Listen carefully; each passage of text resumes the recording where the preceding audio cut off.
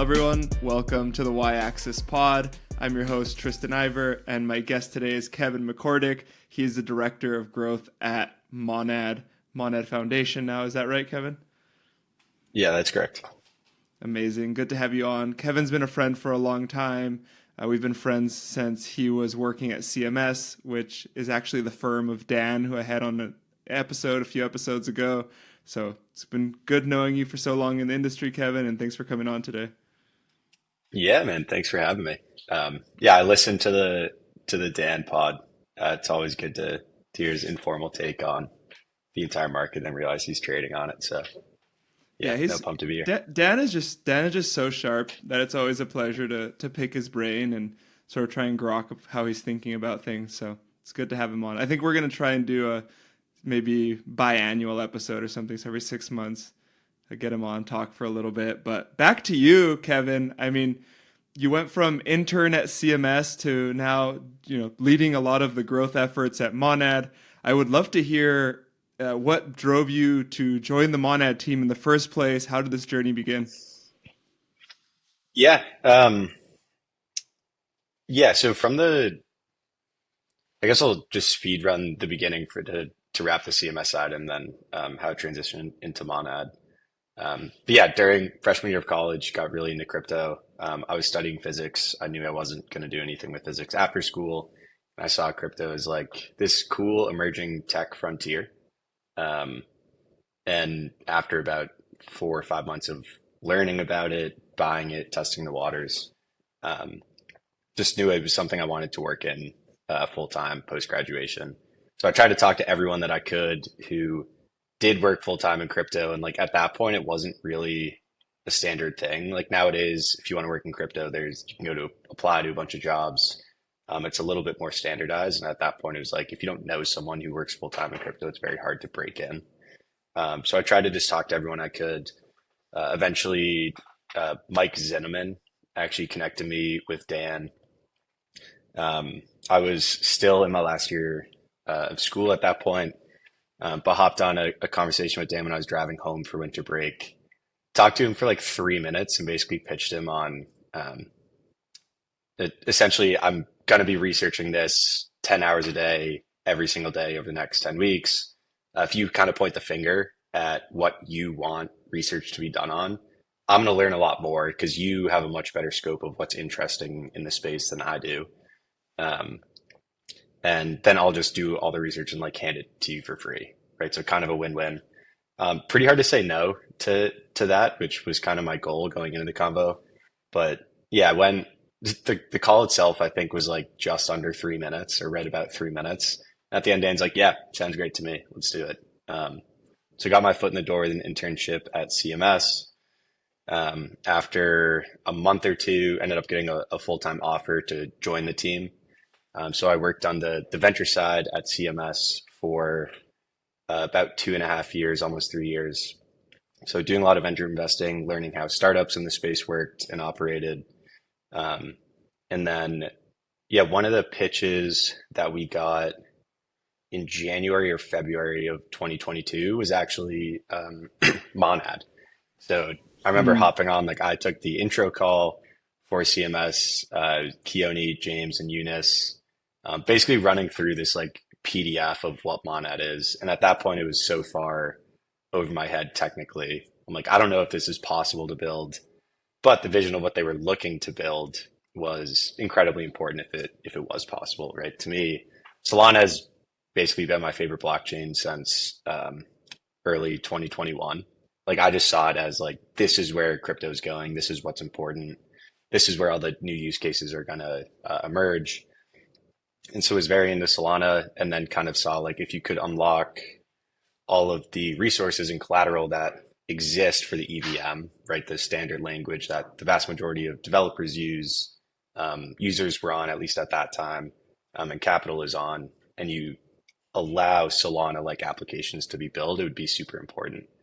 And then there were kind of two conflicting thoughts in my head. Like one was the vast majority of the time when things sound too good to be true in crypto, like they are, and there's some hack or shortcut, or it's just straight up not a real thing that can be built.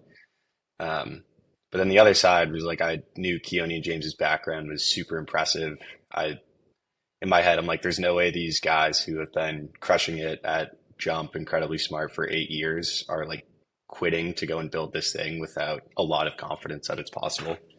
Um, and yeah, at that point, so I decided to invest in an angel capacity.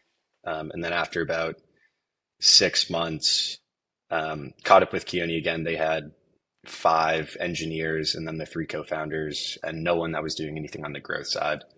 Um, and yeah, at that point, I talked to Keone, started helping out in like a part-time capacity on their marketing, community building, and then after a few months of that, joined full-time and never looked back. Amazing. I can totally relate to having that first conversation with Keone and having it sort of go over my head a bit in the sense that I knew that scaling EVM was incredibly valuable and incredibly important for the space, but also so many people had claimed that they had solutions for it and they hadn't been able to figure it out. And so when Keone first spoke with me right when he was starting everything, I also invested in an angel capacity, but what will likely end up being one of my largest investing misses ever was that I put in less than a tenth of what I could have put into that angel round. And because of the same thing, because of like, wow, these guys are super smart, but it's such a hard problem, didn't think about it too much. And lo and behold, they've actually pulled off what we'll see when it's in production on mainnet, but testnet's looking incredible.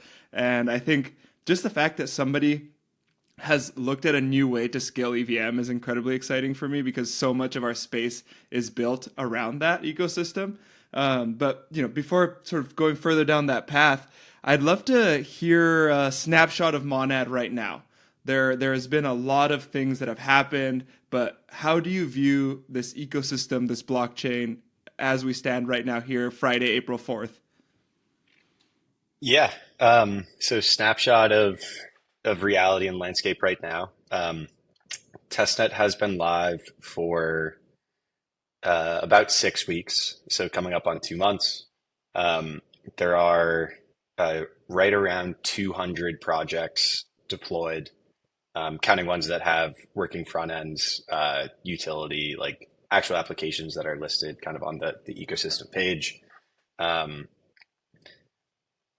there's a lot of daily active use, which was actually a surprise. I actually held a meeting for anyone that's on the growth team, and was like, this is what testnet usage very likely will look like. And it's like the first week you get this massive spike because it's been built up for 2 years. Everyone wants to check it out.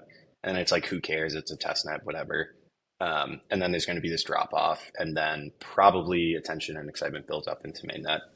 Um, and that just didn't happen. Like if you look at the testnet usage, it's like we have like an initial kind of spike around launch, and then the next week, way more usage. And then, yeah, basically over the next 4 weeks, like consistently staying around like 200 or 300 TPS with spikes in the thousands. Um, yeah,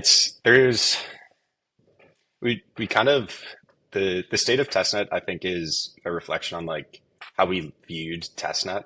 Um, I don't, I don't know about you, but I've used a few test nets in my life. And very often I go on for like 3 seconds just to like kick the tires on something because I heard about the brand.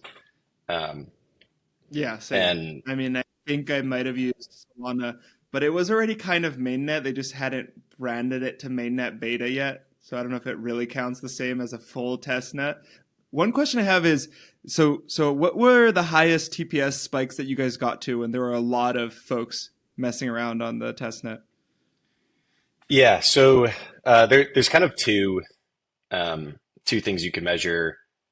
One for like organic TPS, so we're not shooting a bunch of transactions at it. It's just any outside party that's not Category Labs or the Monad Foundation. Um, those we've seen around 1400 TPS, so like real people making swaps, minting NFTs. Um, we did this initiative called Break Monad, which was like a bunch of Mm. mini games that people could play that would just spam a bunch of transactions. So above 1000 TPS, under 2000. There's been a few times where we do something um, for example, we put out a tweet and said, "Hey, everyone, drop your address. We'll send you Monad testnet tokens." And when we do that, we built a bundler which basically mass sends to every single address that we scraped. Um, and there, the first couple times, we would get up to around like 2,000 to 4,000 TPS, and then we figured out a way to do it more efficiently. Um, and then, yeah, on sends alone, have got to like 11,000 TPS. Um, we promote 10K TPS like as our number, but we very much look for real transactions per second. So like NFT mints, Uniswap swaps. And so we don't want to take the sends that we've kind of said is like a fake metric and then go and promote it when we do sends and it's a big number. Hmm. But yeah, Yeah, I mean TPS is that's kind tricky of like too because it's dependent on what is happening on the network, not on the actual top capacity of the network. So people will go and look at a network that's supposed to be higher TPS and it has like 4 TPS, and people are like, "Wait, what the fuck? How does that even work?" It's just because no one's using the chain. So the fact that people were even getting you guys there on testnet is really impressive. And one thing that was blowing my mind was the passion these people were showing about their testnet assets. Like these assets are going to be gone, right? They're not going to be worth anything, and yet people are collecting testnet mon like there's no tomorrow. They're minting all of these NFT projects. How do you see that transitioning? Are your testnet NFTs going to become mainnet NFT, like, or is just a complete separation, all fun and games, and then we go into the real play? Yeah, I think so. I think there's NFTs and then there's kind of everything else. Hmm. Um, yeah, I think Yeah, the NFTs specifically. collecting, yeah, NFTs specifically are really interesting because you've never really had like testnet NFTs that anyone cared about. But there's Hmm. this really strong, passionate community um, built around Monad that have been excited for years now. They have their own lore, they have their own characters. And so once the chain actually goes live, it makes a lot of sense that those are going to come on chain. Um, so yeah, I don't know exactly the plans of what like the NFT teams have in terms of how testnet relates to mainnet. Um, there's a lot of people that are like, yeah, if you have a testnet NFT, whatever you showed early loyalty, and then like on mainnet, like there's going to be ways that we can incorporate it. But yeah, I think the reason testnet NFTs go so hard on Monad are like one, the community is really strong, and NFTs are a byproduct of strong community. Right now, I have this picture that I can identify with, and other people that have the same beliefs or have the same kind of inside humor and lore. Like we can all kind of show together that we're part of the same group. Um, so it's a byproduct of that, and then also like the fact that assets on testnet have no value whatsoever. Um, like if you have a token that has no value, then there's just nothing. If you have an NFT that has no value, well, at least you have a picture now. So like the picture itself kind of is the utility. Um, So if anything, you can always switch to testnet in your wallet in the future and gaze longingly at your testnet NFTs, the memories of bygone pasts, and sort of have a it's sentimental. truly the purest form of in it for the art. Yeah. That's great. Um, a question I've sort of been mulling a bit is, I think for the audience, for example, the reason this is so important is because the vast majority of crypto, this is changing now, but for the long time, the vast majority of anything built on blockchains as far as smart contracts happen in the EVM landscape. And there have been various different solutions to make these blockchains cheaper and faster. There's been this entire L2 rollout where all these different L2s settle to the Ethereum base chain, but they kind of have their own transactions and block times, etc. But Monad's doing something completely different. You guys are taking this concept, this I don't know if programming language or virtual machine or environment, and you're making it so it goes a lot faster and cheaper. But also, and correct me if I'm wrong, this means that if I am Uniswap or I am one of these existing EVM smart contract platforms, I can come onto Monad and very quickly set up the same contracts that I have on the Ethereum side. Is that how it works? 100%. Yeah, I am not a coder. With Mm-hmm. ChatGPT, I've become a little bit of a vibe coder, right? Like I can launch a token. Um, but yeah, if you know how to deploy smart contracts, you could take a product that works on Ethereum mainnet or an L2 and deploy it onto Monad in 1 minute. It's the exact same. It's bytecode equivalent. The only thing is when you actually go to deploy, you need to go in and change like three things. Like you need to change the ticker of the gas token. You need to change what RPC endpoint. But basically a few copy and paste swaps and then hit deploy and it will function exactly as intended. And which of the Ethereum companies have started deploying on testnet and you guys are expecting that you can speak of expecting to deploy on mainnet? Yeah, a lot of them, honestly. I think they see it as like this is an area to expand what their current product offering is. And there's also some cool new things that they can do on Monad that was impossible on Ethereum L1 or an L2. For example, the day that we launched testnet, the first thing that was like on the landing page that we directed users to do was to make a swap into like one of the three Mon Animal meme coins. And that was via Uniswap. So like having a Uniswap deployment basically like a pre-testnet commitment, and then they're live, everything functions smoothly on day one. That was big, right? I think Uniswap is kind of like the flagship or one of the flagship OG DeFi protocols that everyone knows and understands. So yeah, having Uniswap there day one, everyone has used the app before. It feels very familiar and it gives that kind of like, oh, it's Ethereum plus type of feel that we wanted users to have.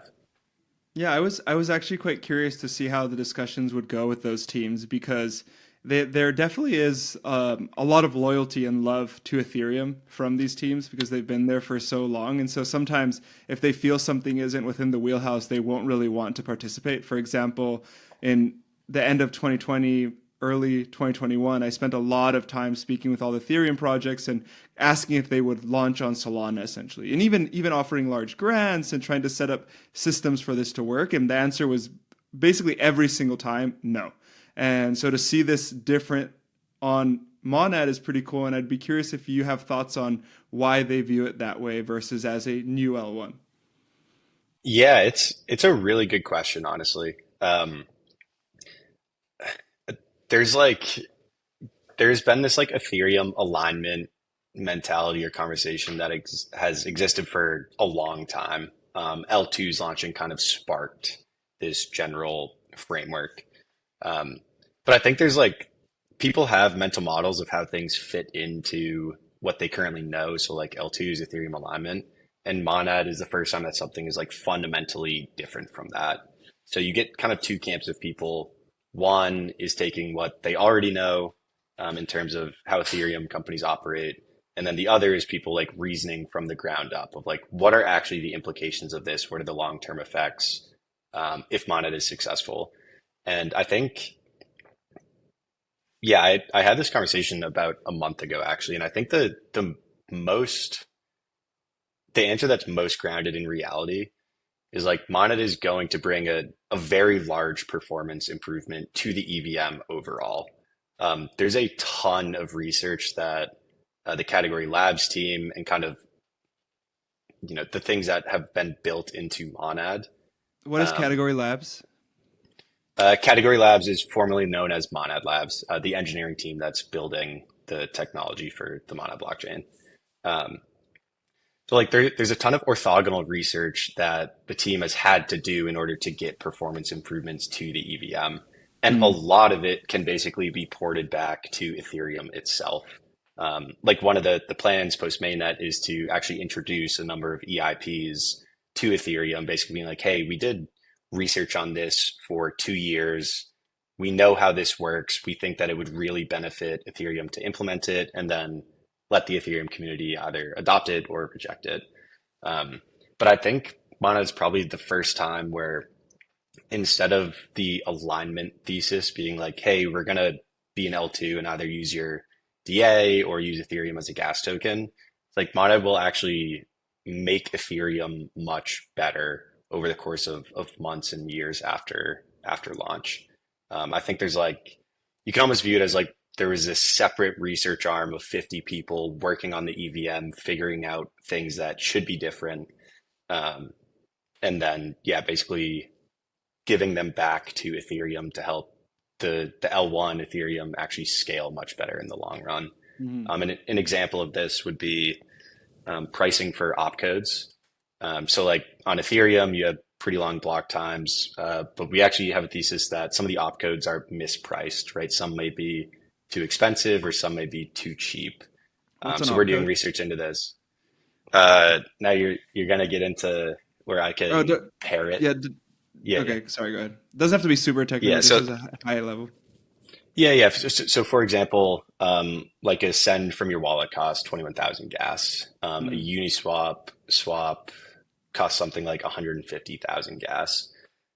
These numbers are like mostly correct in terms of the actual compute and bandwidth that is required to actually run the operation, but they're not that exact. And so, like for Monad, if you're doing 10,000 transactions per second, those small differences is actually, if you change the pricing of the opcode, you can get more performance out of it. Mhm. Um, and they actually should, those pricings that we are looking to come up with would actually make Ethereum more efficient as well, right? Because they're running the same computations on the same virtual machine. That So makes that's one example, right? Like here's new pricing. This is just standalone. You can literally just change it in Ethereum, and Ethereum will become more efficient as a byproduct of the research that was done for Monad. Yeah, that makes a lot of sense. And I also think the timing. Well, I think there are two things. First and foremost, I think there is a lot of FOMO because you guys have built such a strong community and people don't want to miss out on the potential user acquisition of that. But I'll put that aside for now because that's a whole topic I want to jump into. But I think the other part of it is that the timing for Monad's launch or roll into the launch timing is quite good in that, as you said, this Ethereum alignment question has matured a lot. It has been attacked, it has been discussed, it has been disproved, it has been proved depending on people's perspective. And it feels like the conclusion of all that is a much more open minded Ethereum that has been pretty beaten down for a long time and is willing to now try alternative methods through which Ethereum and the Ethereum ecosystem can do better. And so I think that has left people in a more embracing attitude and probably more welcoming to folks such as Monad and what's happening there. Does that sound reasonable to you? Yeah, that sounds right to me. I mean, look, there's a lot of people who care a lot about crypto. I'm one of them. And when you get a large amount of people that have um, very like deep or strong beliefs about what crypto should be about what the ethos, you just get a lot of conflict, right? Like that's just a truth of human nature. Um, and so, yeah, there are certainly people who are like, no matter what, Ethereum is the only thing I'll ever use. I hate anyone who's doing anything that's not Ethereum. I think you have kind of this silent majority in the middle that's like, I want crypto to expand and to work and to like add value to society across the globe. Ethereum has done a ton of research. There's a lot of um, basically collateral that's been built up over the last 10 years that should be used to expand. Um, and like anything that pushes that mission forward, I'm on board with. And so a lot of those people tend to be very open to Monad. They've checked out testnet. They're looking into the work that's been done. But yeah, I mean, I think at the end of the day, right, there's a lot of work that's being done to kind of proliferate the things that can be done on Monad and just have everyone try it out. Um, and then I think, yeah, end of day is just, do these apps actually provide value to users? Is this actually an important innovation that pushes the space forward? And if so, Monad will be kind of successful in its mission. A lot of that is sending value back to Ethereum by making Ethereum stronger, kind of like iron sharpens iron. Um, but yeah, there's a number of dynamics. I know you were deep in the Solana space as well for a very long time, so I'm sure you've had a lot of similar conversations. But I think the thing that really, really sets Monad apart um, is the community that you guys have built. It is this huge group of people from all around the world who are fervent supporters and have become friends with each other, and it's really pretty admirable to see from the outside because I think a lot of people discount how important the ecosystem building side of launching an L1 is. A lot of people focus on the technology and they think, oh, if it's good tech, it'll do well in some way or another. But the truth is, you can have the best tech in the world, and if no one cares, you're not going to go anywhere. And I want to hear the story of how did this community become what it is today? Where did you guys start, and what are the different levers that were pulled to keep building it in the fashion that it has been built? Yeah, definitely been the most fulfilling part of working on Monad. It's always fun to like look back at what happened and then chop it up with the current community. Just talk to them. We talk all the time, all day to the community. Um, but yeah, I think to set the framework for like why we just kind of decided early on that like this is something that's worth doing, um, is like if you an L1 is not important and provides no value to anyone if there's no ecosystem, and no users, right? Just like obviously that's true. iOS is an awesome standard. There's a lot of cool things you can do with it, but it's valuable because there are a bunch of apps that everyone likes to use. They're interoperable. Um, like these are things that are true. And so end of 2022, like I said, the engineering was kind of underway. Myself and then Bill Monday, who's our head of community, start working on this problem. Um, and I think early on there was kind of like there was, from what I'd seen from the venture side, there was like a lot of low hanging fruit that you could do to build brand and community in crypto. That was, it seemed obvious to us, but just no one was really doing it.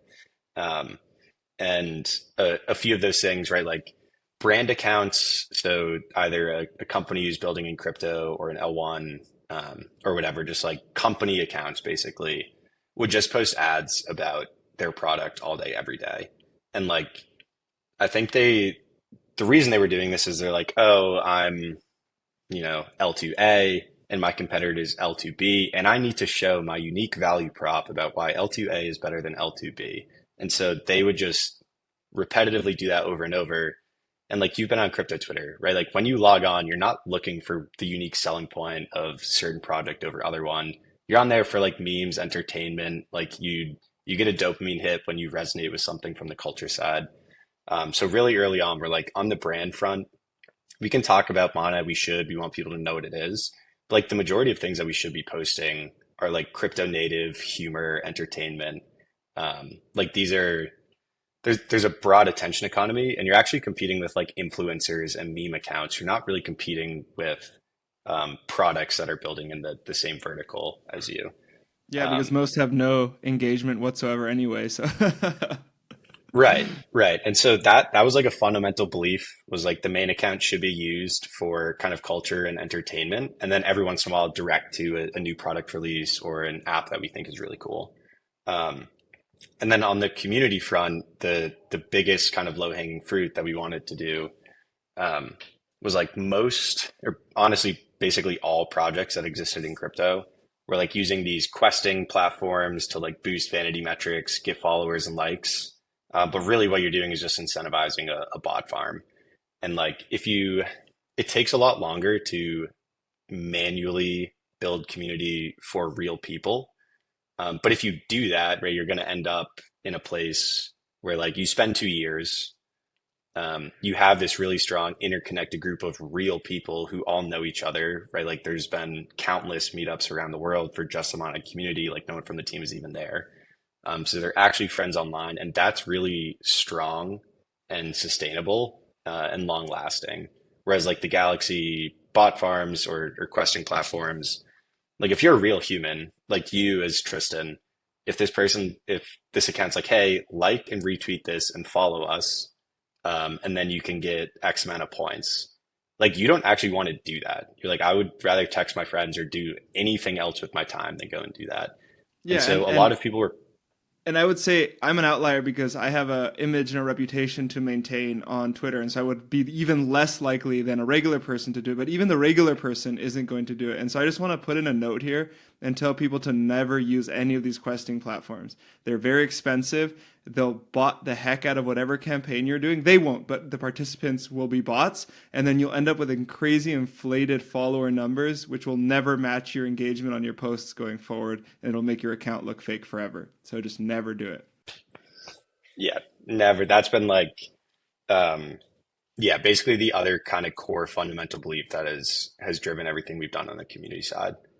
Um, so yeah, I think like the main insight was that instead of like getting vanity metrics, but then like also building community on the side, you're pushing away real people. Like it's actually net negative if there's a bunch of bots that exist and are engaging. Like real people get diluted and then they go away. Um, so like ways that we implemented that thought into actually building community, like usually if you go and join a Discord, you go in, you like click the CAPTCHA, you click on the whatever fire hydrants, and then it's like, now, yeah, now you're a part of the community. Um, we never had that for Monad. So like there's, for example, we have a newbie chat room. So if you go and join the Monad Discord, you're just put in this room. There's no capture or anything. And we have um, community moderators that sit in the Discord. And like you have to prove to them, like it's like a Turing test. You have to prove to them that you're a real human. Like you can either make a meme or like tell them what you do. But basically like you need to pass the the judgment of a real human to be like, hey, I'm real. I actually am interested in Monad. This is how I found out about it, whatever. And then they'll let you in. So it takes like, I don't know, 2 minutes, 5 minutes. But then you get let in, and it's like that actually is a very good um, kind of gatekeeping mechanism to keep all the bots and farmers out. And then when you join, you're like, oh, these are all real people. I actually enjoy being in here. And then you also, something we've picked up on is like, if you join 200 discords, but like you only had to actually try to get into one of them, you're gonna like weight the value of that one higher in your head. You're like, oh, I put in time and effort. Like now I want to make the most out of Well, this. it's And so it's we not found even that just that. retention is much higher. It's not even just that. I think it's the psychological aspect of being admitted into something that you were not allowed to be a part of before creates a sense of belonging and exclusivity, which is what seems to be what everyone is looking for on the internet is some form or another of exclusivity. And so that seems like you achieved it through this method. I didn't even know you guys were doing that. That's actually really smart. Sorry, continue. No, yeah, I think that that's 100% right. It also creates, we didn't realize this, but it creates a decent amount of FUD angles because like people who want to just go see what the community is doing, like they don't spend the time to get in, then they just go on Twitter and they're like, these are all Fiverr bots. Like I hate this, like whatever.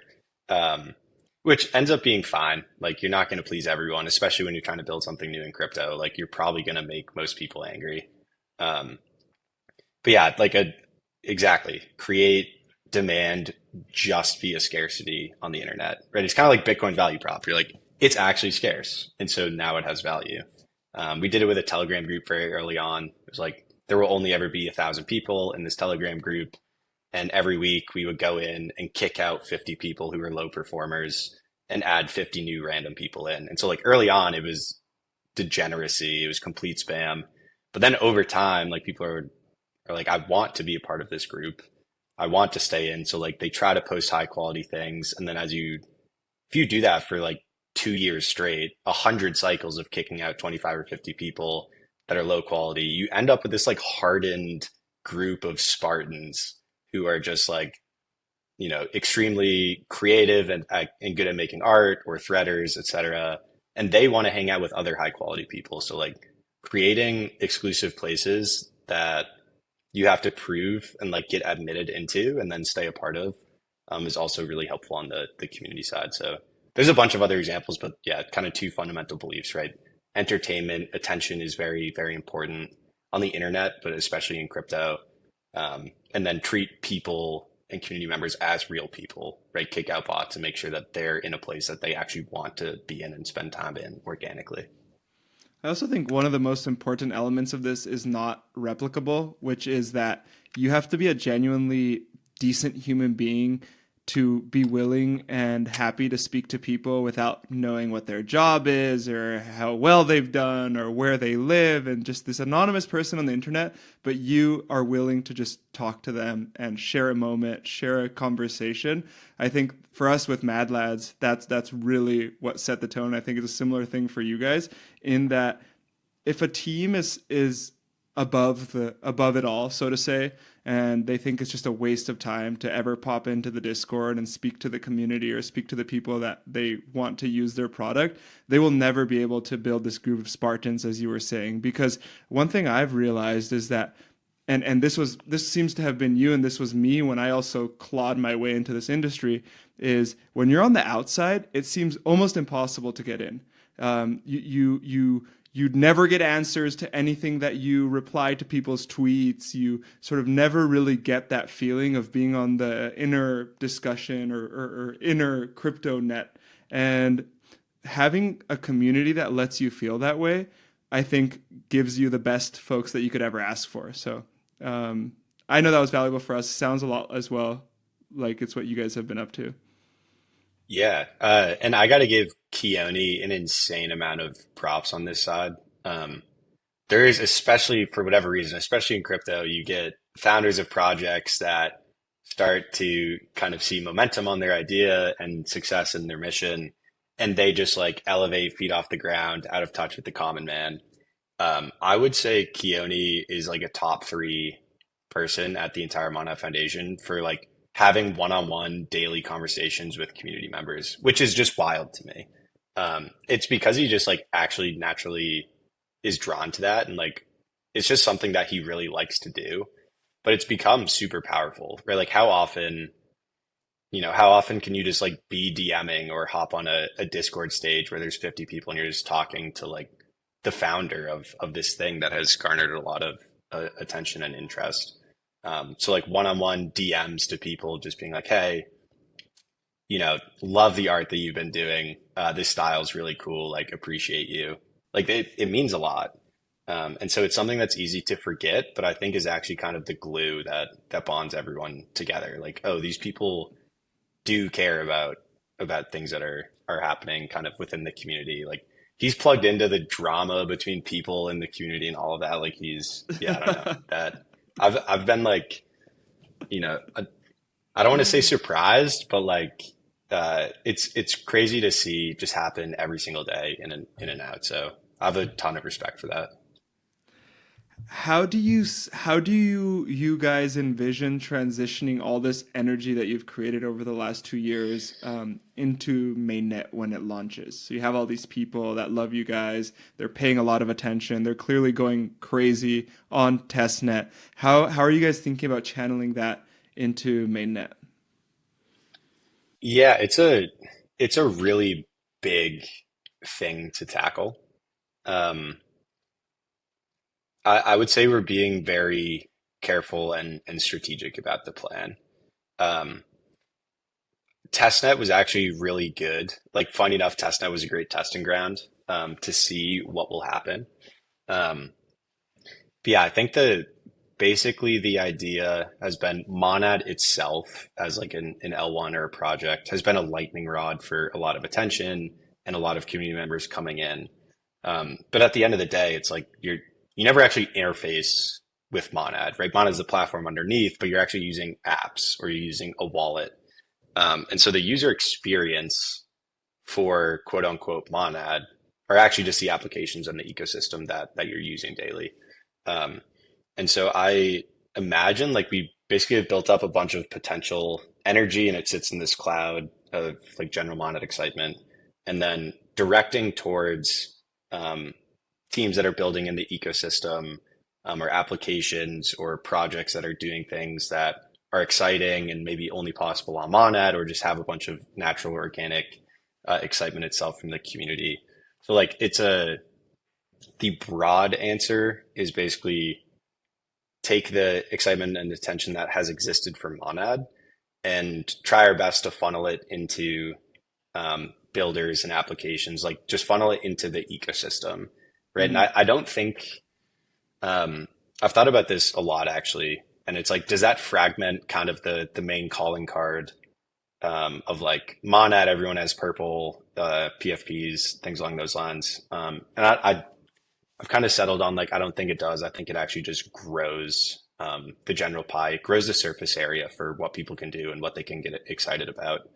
And there's a lot of like one of the main things that people will say when they're trying to like discredit or FUD or say whatever about Monad is um, like what are, I don't want to go and join a Discord and talk to people online, right? Like I just trade. And so there's nothing for me to do.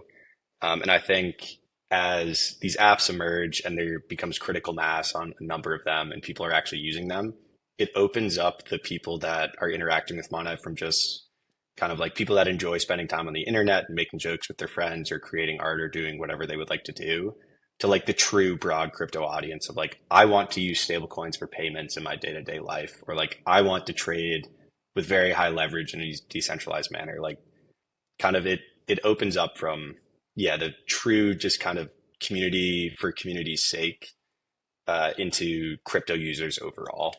Um, so yeah, I don't know if that was a direct answer or what you were kind No, of like I making mean, out of it. yes, I But think yeah, it I was think the pretty direct. It's ecosystem. channel that energy into the apps that are going to be built on Monad, because if there are good apps with a lot of users, it's what will make Monad do well. So that makes a lot of sense.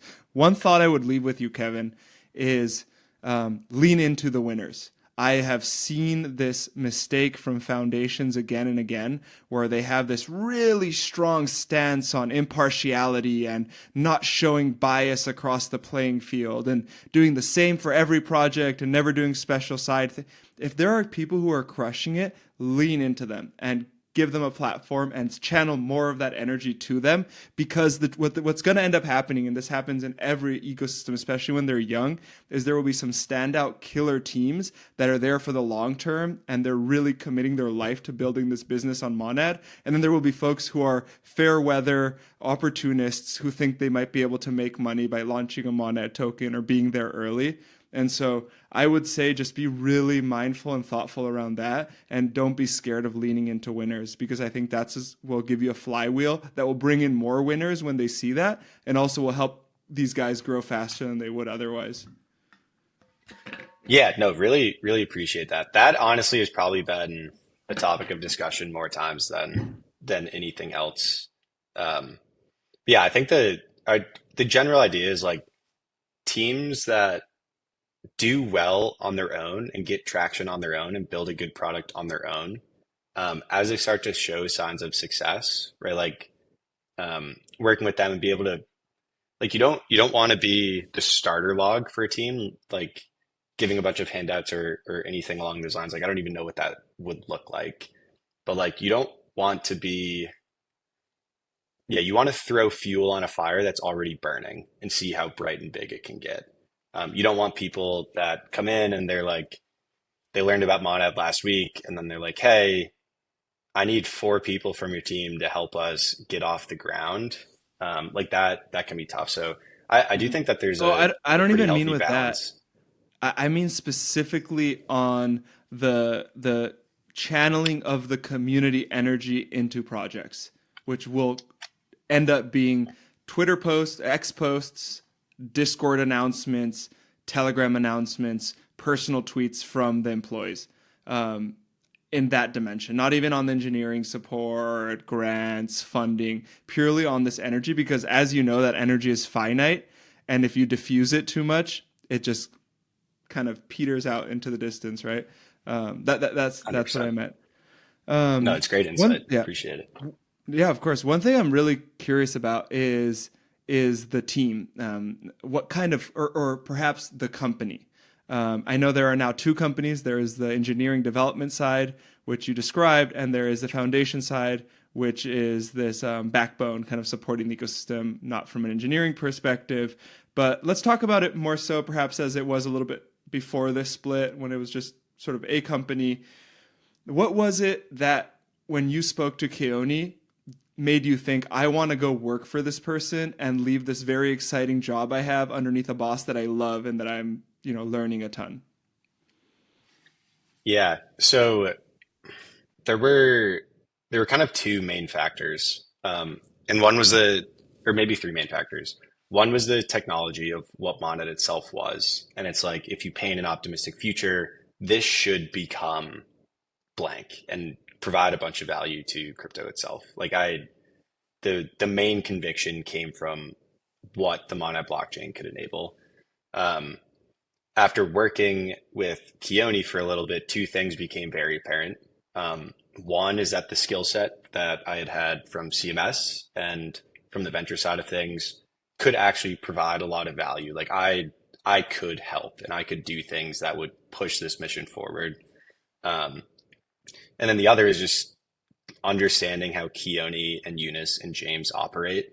Like there are two things directly that stand out in my mind where I was like, I went from, hey, this guy seems really smart to like, I don't think I want to work for anyone else ever as like I think of like 2015 Elon Musk, people that worked at Tesla, and they're like, there's no one else like this guy. And I just want to do whatever he does forever. Um, and one was on the community and Twitter front. Um, Keone, like 2022, Keone, like you talked to him, you knew him, extremely smart, high intelligence, great leader, great at strategy, but he wasn't like he wasn't posting on crypto Twitter. He hadn't like been a part of a community before. Yeah, he was And a trader. that Traders are private, dude. They're super private. right, dude, super private, and like you talk to him, and he's like pretty monotone. He's a hard guy to read, honestly. Um, And typically you see people that like get good at understanding crypto Twitter culture and lore, and understanding community. Like it takes years, right? Like I feel like Mhm. I'm still learning a ton and I've been doing this since like 2020 or the end of 2020, 2021. Um, and Keone, I like talked to him. I'm like, hey, you're gonna be this big public figure, especially if Mana becomes what you think it's going to be. Like people are going to look up to you, and it's very important to understand kind of the dynamics and the social things that exist within crypto. And he's like, yeah, yeah, I'm on it. I'll go learn about it. And like 2 months later, like not he skipped like 5 years of learning curve. 2 months later, he's just like nasty at posting on crypto Twitter, and like he's in the communities making jokes, like sending PG-13 R-rated memes into the community, just like didn't care. And that was very unexpected. Like if you ever talk to Keone in person, that's the last thing that you would think that this guy would be doing. And he just Yeah. picked it up so quickly. Um, and then one other thing stands out in my mind when we were going through the fundraise process. Like I was the only person on the team that had a bunch of venture experience. So Keone and I were basically working hand in hand to do the angel round in Series A. And he had done the round in 2022. Like he had experience on it. Like I've been doing this for 3 years. And so I built out kind of a strategy around it. And I sent it to him on a Friday afternoon. And he pings me, like I put 2 weeks into this. He pings me Sunday probably around noon, and is like, hey, yeah, I took a look and made some edits. What do you think? And I opened the sheet and like was mind blown. I'm like, this guy just ran laps around me in a day and a half and like didn't sleep. He works like 18 hours every single day. And so just like seeing that work ethic and kind of, I don't know, the meme or the saying stands out to me of like a leader is like the dog at the front of the sled, like pulling everyone. It's not the person sitting in the chariot telling them where to go. And he just embodies that 100%. So like it motivates you, honestly. Like the how quickly he learns new things and then like implements them and then just like pushes everyone else to be better, not through words, but just through what he's doing, Mm. has been, yeah, like that side. So like I truly believe in a lot of the kind of core ethos of crypto, and I think Mana pushes that forward. I think I could help out, and then just like the leadership team, Keone, Eunice, and James being people that you know I would do anything to work with and for these guys. I feel like I learned a ton, and not as quickly as they do, but yeah, I've been like shocked to the upside every single time he takes on a new task. That's great. That's the kind of environment you want to be in, and it's especially true when a leader leads by example. There's nothing like it, and it really fires you up to be right there behind them. What is the company culture like? How do you describe Monet culture? Because how many people are on the team now, There's about or 60 or people how at the many on Monet each Foundation. team? Okay, foundation. How many are in category? If you had to guess. Yeah, I don't talk to their team as much. I would Mhm. guess maybe 40 to 50 engineers. Okay. Um, Let's stick with foundation then. How would you describe it's still a big organization, 60 people, a lot of people in the office. How do you describe this culture? um, it's a great question. So the community plays a big role in internal culture. Like Hmm. everyone get like we have like the big plushies, Mollendak stuffed animals all over. Like that's kind of the one rallying point that no matter what you're working on, like everyone has that in common. You want Um, to touch on that real quick each before you continue? What's Mollendak? I don't know if all the listeners will have Oh context. yeah. Yeah, so there's early on kind of building into the community and marketing is something that's very important in gaining attention and also getting high quality people. Um, One of the things that happened early on was like we had this Purple Pepe mascot. The community went out and created a bunch of their own characters, and then we're just like, why? Like these should just be the kind of official mascots that we push. And so took the community creation, started putting in our marketing materials, and they loved that. Right? Usually if you're in a community, you're kind of like it feels like you're watching a movie. Like you can't impact anything that's happening, but you're just kind of cheering from the sidelines. Um, that was a big turning point where they're like, if we create things and do yeah, if you do things that are cool, like you're actually going to create the culture of Monad. So Mollendak was kind of the first community made animal. It's like the OG mascot. And then we started making like big plushies of them. Like they're basically the average ones is like a stuffed animal that's like a foot long. Yeah, We have a I have massive one. one that's like 5 feet long, 100 pounds. Yeah, it's enormous. Um, but yeah, they're just animals created from the community. That's kind of all over our marketing material and brand. Um, so yeah, that side of things, that kind of energy sticks with everyone. I think there's a lot of um, like the having a shared mission and then working extremely hard to achieve it is also true across the entire company. And again, I think that comes top down from Keone and Eunice, just like leading from the front. I Nobody works as hard as those two. Um, and then it's like when you see that when Keone is posting at 2 a.m. and like you logged off at 6, you kind of like want to follow his lead. You're like, this is how important it is. He's showing through action. I want to be able to do that as well. Um, so I think there's a lot of like ambition and hard work built in. And then there's almost like subcultures within each team. So like on the growth team, for example, something I talk about all the time is like, if you look at companies as they get big and kind of become corporatized, they lose like the creative spark and they just start posting. Like you can tell when a large company puts out a tweet, you're like, that definitely went through compliance. Like HR had a say in this. Like it had to go through 10 filters and it comes out and it loses the special side of it. So we have this saying on the growth team. It's like protect the cook. Like the integrity of the cook is everything. Like coming up with funny stuff in a group chat is like, that is the optimal strategy. And anything that tries to impede on that, you basically have to block out. And so there's a lot of that on our side, like making sure you stay creative and fun. Like it's very if it was a super serious work culture, it's very hard to then just like, oh, I'm gonna be funny and creative now and actually just come up with things, right? Oh Like yeah, yeah, yeah. Oh yeah, it's it all born organically. People think you plan these things strategically day over day, and it's like it comes from conversations and shit posting. The best ones do at least. yeah, I actually probably my number one piece of feedback that I is hard for me to implement is like, hey, can we see what the plan is for like growth or posting for like the next 2, 3 weeks? And I'm like, I wish I could tell you because a lot of it is just like come up on the spot. You're like, this is the meta for the day, and this is what we're going to put out. Um, but yeah, I think that's one aspect, and then elevating good founders and being able to give support to teams that are showing a lot of potential is like that's across the board. Like that's the main focus for every single team. Everyone works on a different angle of that. Like the growth team, for example, attention is kind of the currency.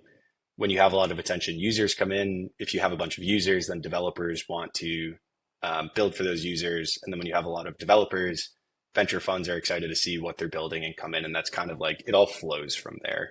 Hmm. Um, but like the end goal is always find really good founders, find really good teams that are building in crypto, and then just do everything you can to help elevate them and help them, see success. Yeah, and there's something you touched on there that I think is just critically important and is worth highlighting, which is that at least in crypto, perhaps it's not the same in other industries, but I think it's the same in most industries. Having a 2-month marketing plan with everything you're going to post in that period does not work. You can do it, but you'll come across, as Kevin said, as corporate, and it won't have soul, and it won't really touch people in the place you want it to touch them. No perv there. But but if you're able to be dynamic, and the people who are creating and posting the content are able to keep a pulse, because at least crypto Twitter has a pulse, and that pulse varies day by day, as Kevin said. And if you can read the pulse and put something out that's in sync with that day's pulse or that week's pulse, it'll have way more engagement and energy than otherwise. So I think that was just really important. I think a lot of teams miss that, and a lot of times when I advise companies, they'll hand me off to their marketing person to talk to them, and they'll show me their 2-3 month marketing plan, and I'd say, look, it's good that you have this organized, it's good that you're structured, but you need to have dynamism in here as well. You need to be able to improvise, and that's probably more important. So I just wanted to highlight that. One thing you said that I'm curious about, sort of Monad's thought process on this, is when Solana was getting off the ground, their whole mentality was get engineers.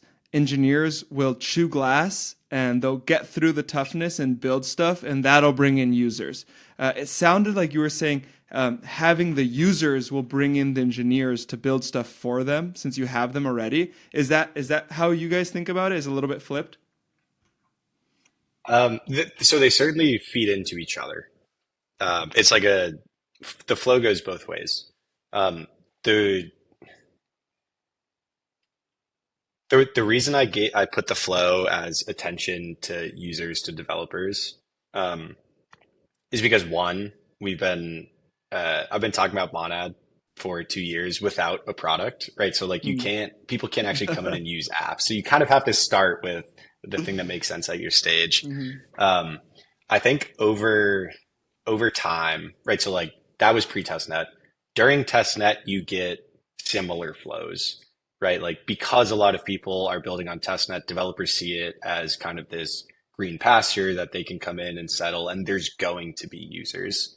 And then I think in post mainnet world, the flow is basically even between the two. Or honestly, developers and products are obviously what's going to drive users. So like if there's a product I really want to use, I'm going to go there to do it. So I think it's just the nature of the stage that Monad has been at. One of the things whenever I talk to a team on like their marketing or kind of staging out their roadmap, it's really important not to copy and paste what someone else has done. Like look at something that's successful and then backfit, because the reasons that they made the decisions that they did that led to them being successful are probably different from what stage you're at. So like for Solana, that did make a lot of sense because they were on mainnet and basically were like, we need some applications to come and get people excited about this. For Monad, given, every single thing that goes into judgment and decision making, we have a decent amount of attention. There are a ton of users that are coming in. And like the main thing that developers are looking for, there's kind of two main things that most people who are building in crypto want or need. They want to de-risk basically. One is like, is anyone actually going to use this? Am I ever going to get feedback on my app, or is this just going to be dead in the water? And then two, am I going to like either have the resources or funds to actually scale this thing up into what I envision it to be? And so basically de-risking those two things that's the goal of testnet right now. There's a ton of people that come on directing energy. So anyone who like is building something that they think is cool, helping to elevate them and get them to a point where maybe 10,000 or 20,000 people came on and used their app, and now they actually are getting user feedback, and that allows them to grow organically. Like Fantasy Top is an example. They came on, they were like the first thing we pushed, or the first thing on the landing page after Uniswap was like, check out Fantasy Top and go play. It was like, just by having it there, they ended up getting like 240,000 unique users. And then last week during their sign up, they had 180,000 people that were still playing the game 6 weeks later. So like retention is very high. And I think that that's something that, yeah, if you're building a project, like you want that, right? Like you want a lot of people kicking the tires on what you built and saying like, hey, this is awesome. I love this part of it. And this part stinks. This is how you could potentially make it better. So trying to strengthen that feedback loop and make sure everyone is testing out a bunch of different apps is, yeah, kind of crucial to that. I know that the Monad Foundation is mostly in person. You guys work together from an office. Would you say that has been an important part of everything, or it doesn't matter if you work in person or remotely? Yeah. So maybe 40-ish% of the total team is in person, which is like a big Nowadays, that's a percentage lot. for, That's like an right. in-person team nowadays, to be honest. Right. Yeah. And as far as crypto goes, like that's an incredibly high percentage. I love it, right? Like it's just way more fun working next to people in person. Like I'm actually picturing the picture of you guys at the backpack team, like everyone working out of the office. Like there's a lot of communication that is done not via just text in Slack that is very conducive to brainstorming, to idea generation, to like basically coming up with the best possible ideas. A lot of the time Yeah. that happens in person. Um, and so like Wednesday and Thursday, anyone who's close to the office, it's like encouraged to go in on those days. And like those are hands down my favorite days of the week. Because like, I don't know, the engineering team could be working on something that like they want input in, and like they might not ping me on Slack, but because we're just eating lunch together, right? Like the idea comes up like, hey, we can make this 10 times better if we just put a tweet out in 2 days instead of 2 months, and then like it helps their process. So I think the cross Mhm. pollination in person is like, I really enjoy it. It kind of, I don't know, we talked about leading from the front, like actually seeing the person sitting right next to you doing all the things that they're doing is motivating. And yeah, I think it's, I would recommend it. It's obviously impossible for a lot of people. Like most of the foundation team is remote, or there's a few people in their area and they work in person together. Um, but yeah, it's been that side's been a blast. I wouldn't trade that for anything. Yeah, I 100% agree. I have a harder line stance than you. I actually think it's pretty instrumental. I think there are roles like engineering and marketing, or excuse me, like engineering that can do it well remote, especially if they're a more senior, disciplined engineer. But I think that what you lose out on the cross pollination aspect for marketing and business development teams is really, really a detriment to the overall progress. I think what you were describing of having a conversation with someone next to you and the person 2 rows over jumping in because they have a better idea or they know how to do it in a way that you weren't thinking of is priceless and will never happen on Slack. So actually that makes me the fact that you guys do a lot of in-person work makes me quite bullish on Monad. How does the team or leadership deal with failure?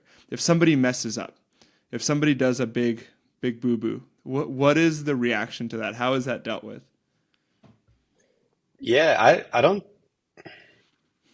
think there's anything special. I think it's basically just following the kind of um, like following the accepted wisdom of like Sorry, let if me someone let me messes let up me in a company. rephrase a little bit. Is it such that there is encouragement to take some risks and be wrong at times, or are people playing it safer so that they don't run into those instances? Yeah, that's a really good question. Um, so there's a natural force that exists as a company gets larger, and I'm sure you're very familiar with it.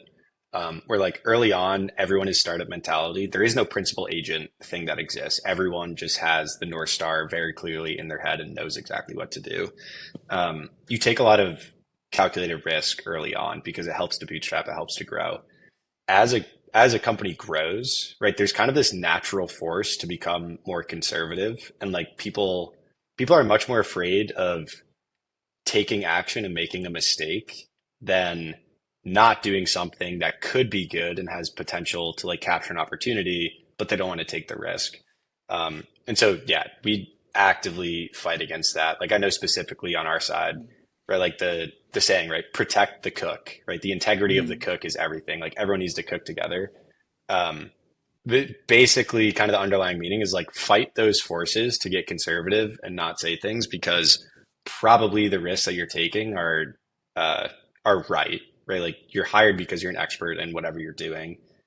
So if you have judgment and you think this is a good idea, you should pursue it. So I'd say risk taking is very much encouraged. It depends on what exactly you're working on, right? Like us taking a risk on a tweet or a community initiative could be different from like a very large BD conversation or something along those lines. But yeah, in terms of public facing content, or like just general strategies and game plans, yeah, very risk on. And I think it's, you have to consciously like reinforce that over time. Otherwise you just end up in this decay of, oh yeah, like, yeah, basically just the bigger the company, the more importance people naturally put on doing something and messing up rather than not doing something that could be good. And I think the the good things that come out of grabbing new opportunities is like 100 times bigger than whatever the risk is that you're taking. And so like, yeah, you basically just need to push on that as much as you can. There's a lot of things that like if we weren't going to take any risk, Mana would be nowhere near what it is today and like would be nothing like it. So yeah, we'll keep pushing the envelope on that side for sure. Yeah, I think that's this is one of the fundamental startup questions. And I think it's because you have to fight against that natural human tendency of when you have a lot of chips, it now feels a lot worse to lose your chips and you want to keep them close. And instead it seems that when you have more chips, you actually have more shots on goal and you should take as many shots on goal as you can because basically a startup is you die or you survive and it's like a true survival thing versus oh am I better off or worse off because I have less chips. So I totally agree with your take there. I want to go back to the culture thing for a moment. You described a couple components. You said that the community has generated a lot of the culture that you feel within the office, and there are different subcultures within the teams because that's where a lot of the conversation happens within each team. But how would you describe the people of Monad? How would you describe your colleagues? What is the feeling you get when you see somebody you work with? Yeah. I so there's kind of two things that come to mind. One is like when you have a kind of deep shared mission with someone, it's very easy to bond with them, right? Like when the biggest thing that's important to both of your lives is a shared thing, like that just creates conversation opportunity to bond with people that you never would get if you didn't have that thing. So it is very collaborative. Like I am, I think I'm friendly with every single person at the entire foundation, but like typically you probably work with a team and you think, oh, uh, like the growth team all hangs out, they talk all day, every single day. Like those are going to be their best friends. And like, I think of some of the guys on the quant team or the eng team or the eco team who like are actually my best friends that I talk to all the time. And so I think that is just like a really strong force that is good to lean into. Um, the other is that like very early on, the mentality for hiring at Monad has been like only hire someone if they are the absolute best at what they do. Um, which like when we were getting slammed and like the amount of inbound we couldn't possibly handle with our team size and we had to scale. And we're just like not hiring people because of, one or two things that didn't seem right. I'm like, maybe we should Mm-hmm. just fill these spots because there's a lot of things that we're missing on. Um, but like I think, yeah, over the last, 2+ years, being steadfast in that has led to a team of like only A players basically. And so when someone is working in a specific division, like I'm confident that there's like no one who could do their job better than this person. And like there's a lot of kind of admiration or respect that comes with that. And I think it's mutual and everyone kind of understands that and feels that. And I think taking the slow road of hiring in that manner actually creates a lot of like internal trust. Mm. which has been fundamental too. Because like if I know that this person passed all the interviews and it was very hard to get the job that they were going for, and there were thousands of other people that wanted it, I'm like, I know that this person is going to do an incredible job, and so I can trust them to execute on that. And so like high level of trust and respect, along with kind of like the community shared vision bonding side is, I don't know, that's like the big mixing pot of what I think about when like I'm going in the office to work with some of the folks. What do the next 3 months for Monad look like? Gearing up for mainnet. There's I remember when we were launching testnet, and like it got pushed a few times. The reason it was getting put after the tech was like completely ready. The reason it got pushed is because if you haven't launched a testnet or something like that before, there's a lot of kind of unknown unknowns. And the only way to figure those out are by like going forward, doing them, and then realizing, oh wait, we actually need to do XYZ as well. Um, and so I think the mainnet launch, even though there's still a few things that need to go in on the tech side, like basically you start pretending or like in your head tricking yourself into thinking mainnet is in 3 weeks. And from there, hey, what are the things that we're missing? Like we need to basically go to a successful mainnet and then reverse engineer what needs to be done to get there. Um, so that's the main thing on my mind. There's a ton of things that go into launching mainnet. Like um, I don't know. I think about all the kind of commenters or people. I forget. I can't remember if it was Chamath. If it was Chamath, I'm going to be embarrassed to quote him. But he's like the people in the arena. Like you're in the arena trying things. Like there's not a lot of people who have worked on launching a mainnet, but there's a ton of No, people who that's comment the on man it. in the arena. I think it's Roosevelt. Yeah, yeah, Fact check me, but I'm pretty sure it's Theodore Roosevelt who wrote the man in the arena. right. Yeah, and it was Don't worry, it's initially not Roosevelt, Chamath. and then That's a better. I That's a better think quote than Chamath. way better, way better. No, I think Chamath took it and like used it on a podcast and then got memed to death for it. But yeah, I think there's just like a ton. There's a ton of coordination with outside parties, um, getting everything set internally, resources that need to be created. Um, and so yeah, the next 3 months are basically we're sprinting to mainnet readiness, and like we have a very good idea of what needs to be done, but also maintaining in the back of your head, like you probably only know 80% of the things that actually need to happen.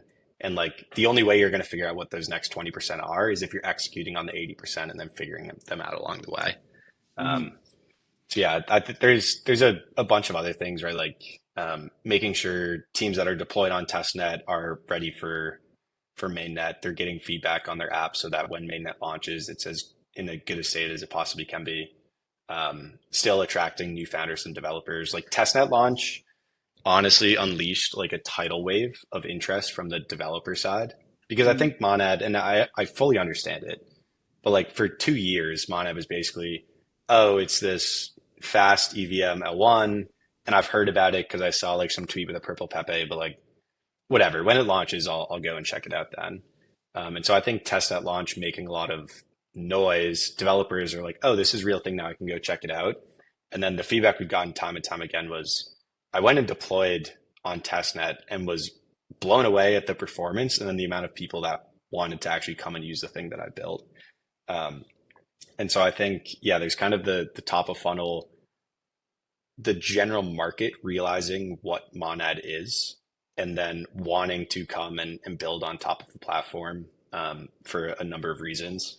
And then, so like making sure that we're as efficient as possible on that side of helping teams that need support, and then all of the things that need to happen from the foundation side to launch mainnet. But yeah, it feels like the testnet felt like a sprint. Like there was 6 weeks Mm. straight of like 7 days a week, 14-hour days, just grinding everything out to get there.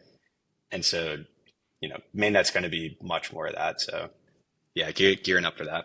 Which to listeners may sound crazy, but there's actually so much joy in being in an environment that forces you to work that hard because it means there's true demand for what you're building. So it's actually a really special feeling to be at a startup where you end up with periods like that. Even though it sounds terrible, it's not terrible. It's exciting as heck.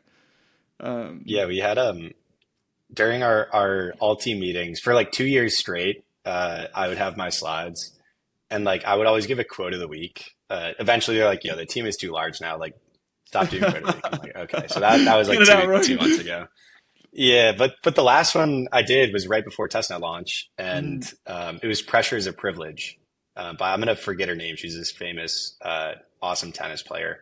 mhm. But yeah, pressure is a privilege, right? Like if no one cares about what you're doing, um, you don't feel any pressure, but there's also you don't feel any fulfillment or gratitude when you do it. So like everyone on the team felt a lot of pressure, everyone was working hard, and like there's stress involved in that. But like flipping the mentality to like there's only pressure because what you're doing is important. Like it just drives a lot of motivation and inspiration for everyone involved. So yeah, a lot of pressure, a lot of privilege coming up on the Mm. launch here. So yeah, just feeding off of it and using it to get better every day and create the best possible product we can. So, Kevin, under intern on X, you're a very prolific poster. You have had many banger meme videos across the years, but generally you're just known as a good poster. How do you approach that? How do you think about X? How do you engage with your followers? Yeah. I honestly, I give a lot of credit to Dan at CMS who runs the at CMS Holdings account, um, because like the initial energy that you create when you're like starting an account tends to be what you go with forever. Like it's very hard to just change what you post. Like if Kobe started instead of shit posting was like giving super serious takes on like food swaps, right? It wouldn't make any sense. Um, and so Dan set a culture at CMS that was like uh, incredible. I almost liken it to Dave Portnoy at Barstool because he's like, I don't really answer to anyone, and I can just give my unfiltered opinions and thoughts and post whatever I want.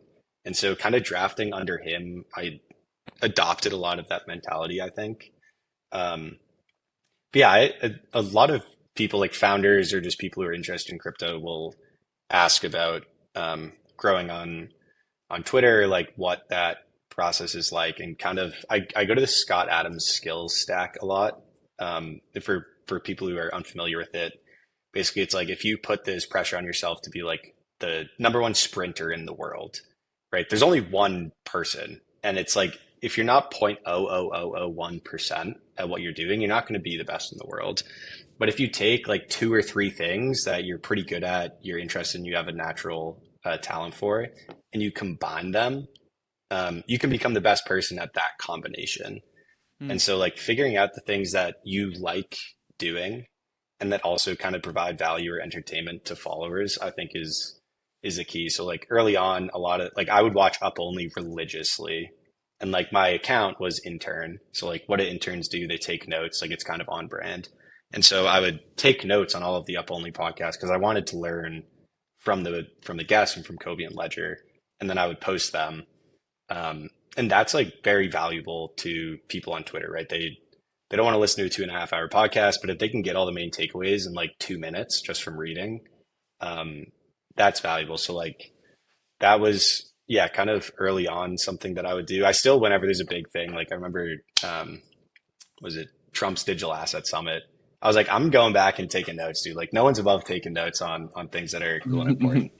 Um, and then yeah, on the meme or kind of video creation side, so like I I think in analogies all of the time.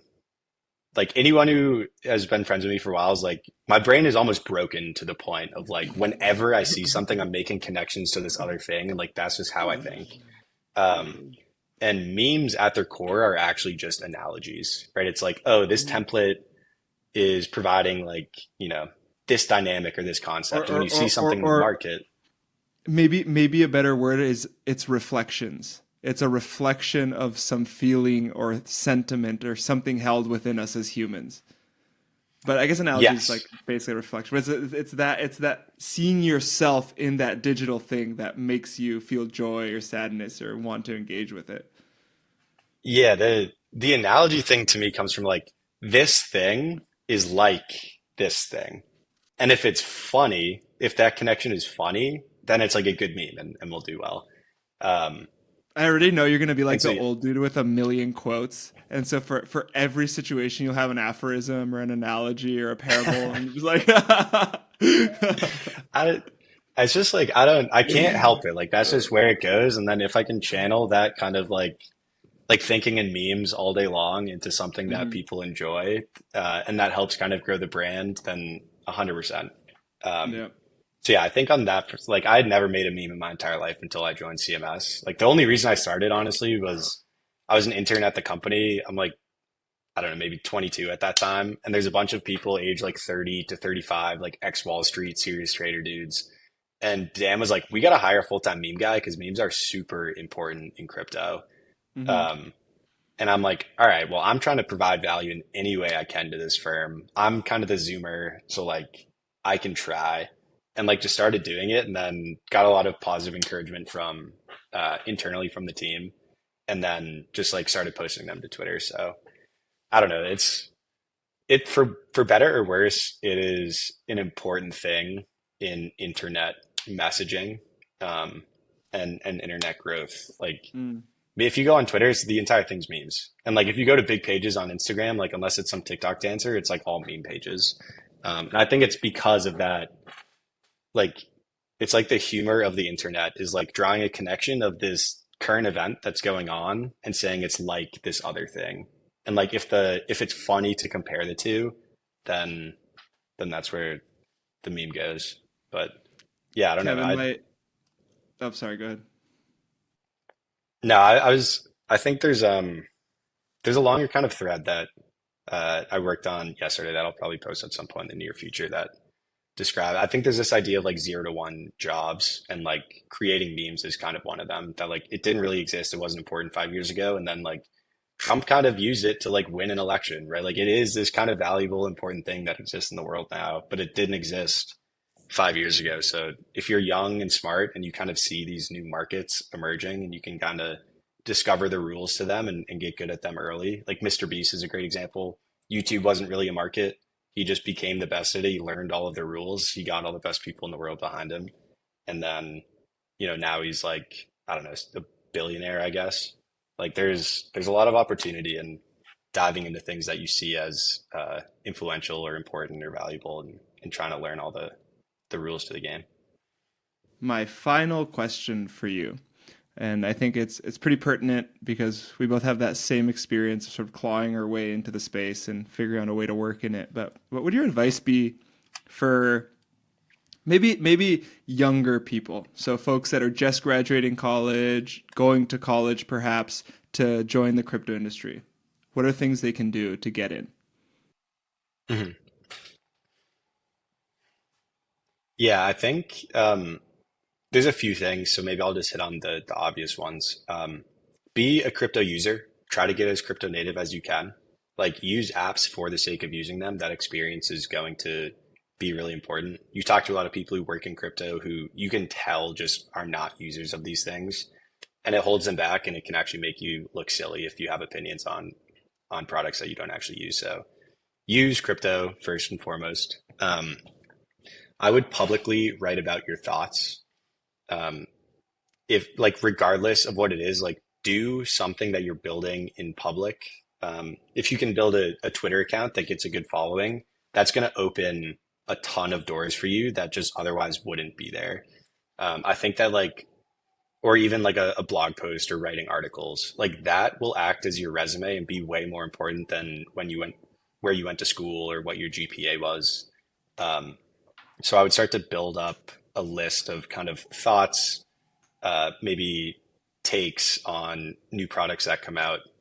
Um, yeah, and then there's kind of two paths in crypto, and it's pretty similar to like buy side or sell side in traditional finance. Buy side being like you're either actively liquid trading these markets or doing venture investment, and then the other one is like you're building a product that you're trying to take to market. Um, I my advice would actually be if this is super generalized, so I wouldn't. If you're listening to this and you are a young person that's looking to get into crypto, like if you think this doesn't apply to you, then like throw it out. But I think that if you can go to the buy side sooner, it's actually really valuable you get a lot of really valuable insight. And so like working on the venture side, I just saw thousands, like probably 1,500 or 2,000 pitches over the course of 3 years. And you get a lens for like why the market might value something, why people are building something. You get kind of this holistic overview of the market, and then The you can bullshit figure out where you meter. resonate. We have great Yeah, bullshit meters. right. Yeah, you develop your bullshit meter, and like you kind of by getting that many reps at looking at something, doing analysis, it's really helpful. Research, being a research analyst is also a good way to do this. Like just figuring out things that you're curious in, and being able to work, like think about them and work on them all day, every day is super valuable. So I think like you want to get perspective, and then once you have perspective, dive deep on something that is meaningful. And I am kind of projecting my own path onto this. Like I did venture for just under 3 years, kind of understood what a good venture landscape looked like, saw Monad, was like, this is it to me. And then I want to take the jump and go to the builder side. So regardless of where you start, I would try being on both sides. You're just going to have this perspective and knowledge that most people don't have. Um, but yeah, maybe that's more like a 5 year path. But I don't know. Use the products, write about it, put things online, and try to meet as many people as you can that are willing to help you. Because, like I said earlier, crypto's more standardized now. It's still absolutely a game of like, hey, I met this kid and he's really smart and we should hire him. And like the vast majority of good stories and good opportunities that you hear that came out of crypto, like start like that. Hey, I met this guy at a conference and he seemed great and like he wants to work here and we should definitely hire him. So get out there, try to meet as many people. Don't do like cringe networking type stuff. Like be respectful, but yeah, meet people that are working in the space, learn as much as you can, use the apps and try to write about it online. Thanks for sharing, and thank you for coming on the show, Kevin. It's good to see you as always. Yeah, dude, thanks for having me. Always great to chat, Tristan.